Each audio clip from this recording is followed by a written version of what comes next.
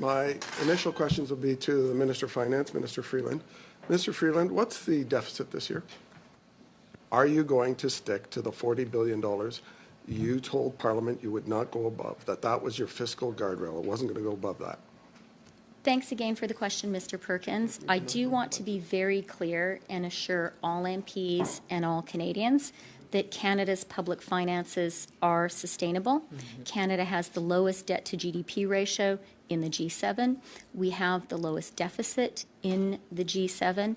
Our public finances are sustainable, as the PBO has made clear, and I am really looking forward to delivering the fall economic statement on Monday in the House of Commons.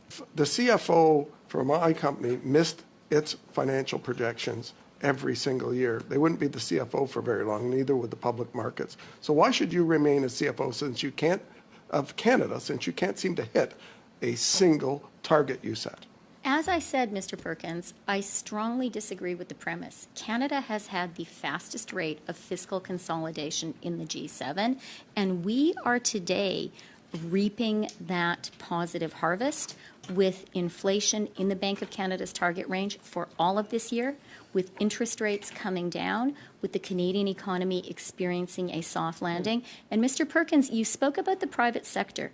The credit markets show they approve of Canada's fiscally sustainable position. If Canada were to, ask it another way, Minister, cost since of you're not debt answering were to my be, questions. I am answering. If I could Mr. answer, Perkins, I'll if I ask may it a just different conclude way. my sentence, Sure. please. We paid what the U.S. pays for its debt. We would be So your every officials, single year paying Minister, more than $11 billion Minister, more. your That officials is a have market leaked, verdict on the strength of our fiscal officials have position. leaked to the media that the deficit will be $60 billion or more. So is it going to be that, higher, or lower?